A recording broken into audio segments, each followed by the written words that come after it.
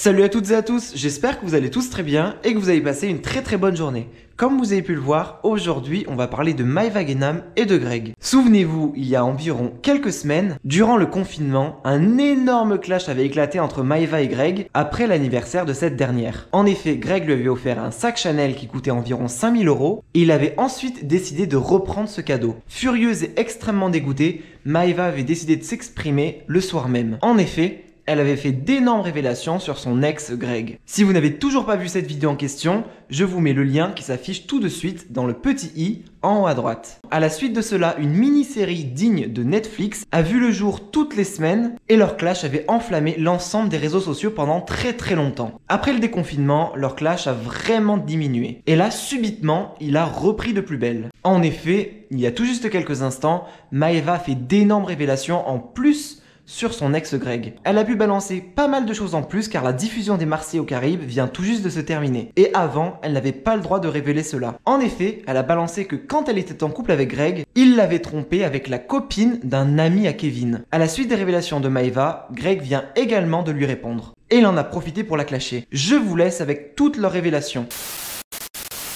Ah, je suis choquée là. Je viens de voir la vidéo de Yeux de Gobi de Greg où il dit que j'ai tout gâché. C'est le plus gros des mythomanes. Maintenant que le tournage est fini, je peux tout vous expliquer. Quand on est rentré de tournage, on est resté ensemble jusqu'au jour de l'an où il a gâché le jour de l'an, où il m'a pas laissé dormir jusqu'à 10 h du matin, où j'ai dû appeler ma mère et sa mère de bon matin pour venir me récupérer à Monaco, tellement qu'il a tout gâché. Quand il parle du mec que j'ai embrassé au Pablo, c'était longtemps après, on n'était plus ensemble. Et c'était Sissika. Je suis célibataire. Si j'ai envie de galocher un mec, je fais ce que je veux.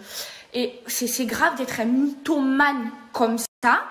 Et c'est pas possible. C'est vraiment pas possible de mentir comme ça en fait. Donc, ce qui s'est passé, c'est qu'au jour de l'an, on était ensemble. On a fait la fête au Bouddha Bar avec les Marseillais. Après, on est parti en boîte de nuit.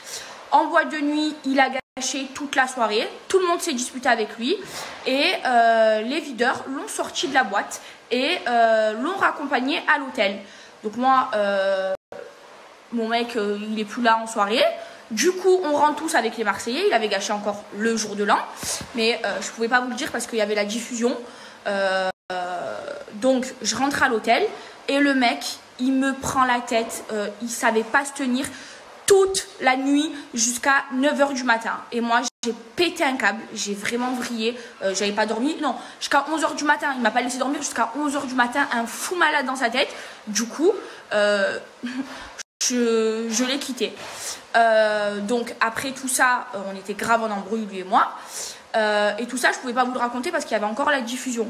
Mais on est resté ensemble jusqu'au jour de l'an. Après, donc je l'ai quitté.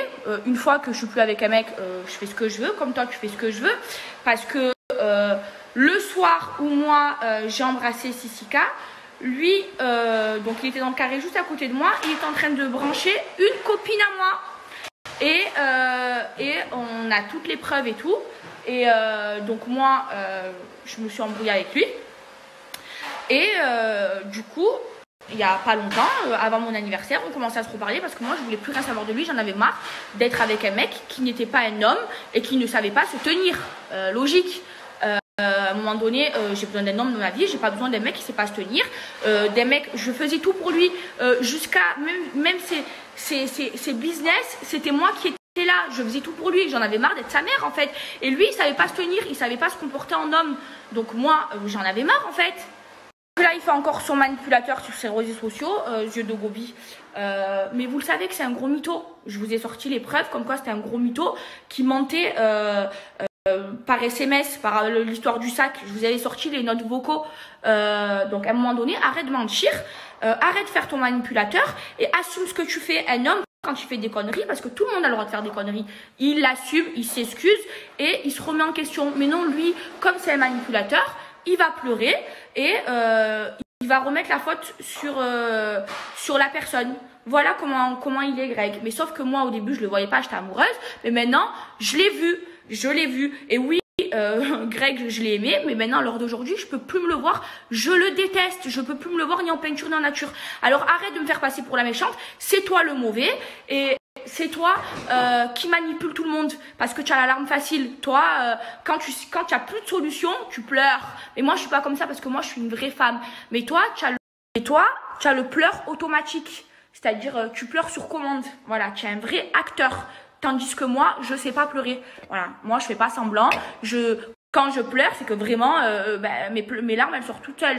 Mais sinon, je pleure jamais parce que moi, je n'ai pas la larme automatique comme toi. Toi, tu es un gros vicieux, un gros manipulateur. Ah oui, et vous pouvez demander à Kevin. Donc, on était ensemble, Greg et moi. Et j'apprends quoi que Greg, pendant qu'on était ensemble, il était à la boîte de nuit au bazar. Et il a branché une meuf. On était ensemble. Hein. Moi, Greg, je l'ai jamais trompé. Et quand j'étais avec lui, je parlais à aucun mec sur la vie de ma mère et il le sait. Et donc, ce que j'ai appris, c'était avant le jour de l'an pendant qu'on était ensemble, c'est qu'il était au bazar, il draguait une meuf, ok. Et sauf que cette meuf, elle était en couple avec le pote de Kevin. Et donc, le mec, il s'est embrouillé avec Greg. Et Greg, qu'est-ce qu'il lui a dit? Mais tu sais qui je suis, moi? Je suis Greg.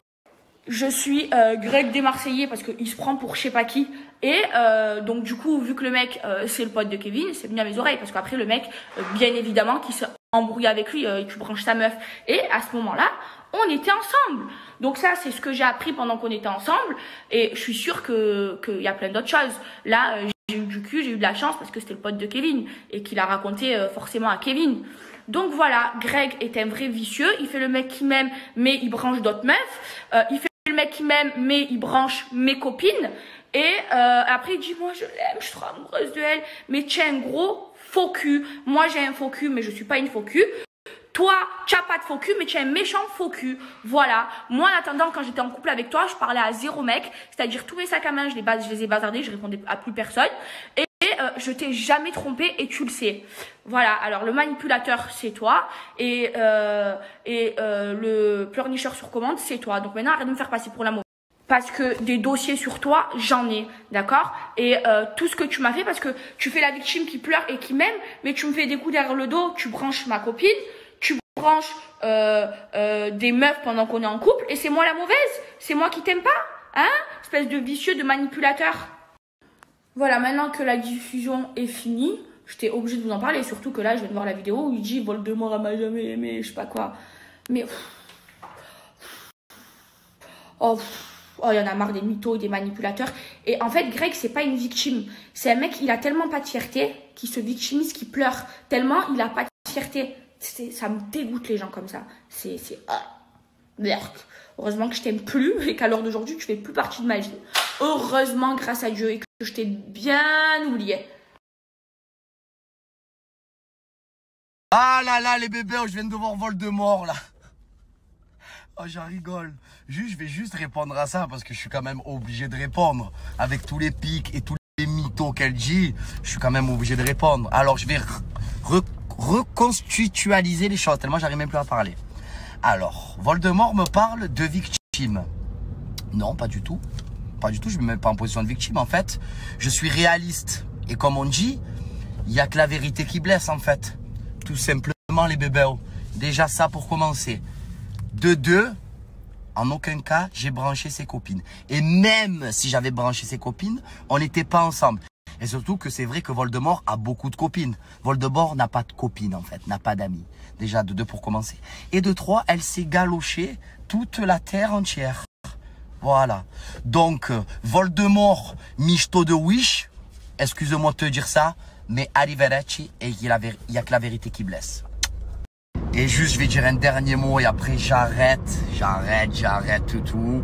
Elle pourra dire ce qu'elle veut, Voldemort, moi je m'en fous. Juste, je vais dire encore une dernière phrase, parce qu'on me parle de respect envers moi et que je me victimise. Mais en fait, moi j'ai un cœur, tout simplement. Voilà, je vais arrêter sur ça. Sur ce, hein, parce que c'est facile, hein. Oh, je l'aime. Oh, je pense que Greg, c'est l'homme de ma vie, oui. À d'autres, hein. Netflix, il cherche là en ce moment des actrices. Il cherche. Donc il y a un gros casting là pour une série. Donc je pense que Voldemort sera prise. Sur ce, les bébés, vous le savez, j'ai pas besoin encore de me justifier. Je suis comme je suis et je resterai comme je suis. Autant vrai, autant sensible. Et merci, je vous aime d'amour. I like it, I love it. Bon les bébés, je vais juste dire encore un dernier truc parce que là je suis chaud patate. Quand Voldemort, elle vient de dire il est sorti de ma vie, ok d'accord, ça y est, heureusement que je t'aime plus, nanani nanana. Ok d'accord, je suis d'accord avec toi. Moi aussi je suis très content, elle est sortie de ma vie, il n'y a aucun problème. Mais c'est pas ça. C'est pas ça le plus important. Le plus drôle, c'est que elle, c'est une amoureuse de Wish. Voilà, tout simplement. Elle, c'est comment il s'appelle lui qui a l'arc là, c'est Cupidon de Wish. Voilà, tout simplement. Cupidon fake. Voilà, tout simplement. Et moi aussi, je suis très content de ne plus avoir cet extraterrestre dans ma vie, cet animal. Bisous d'amour. I like it, I love it.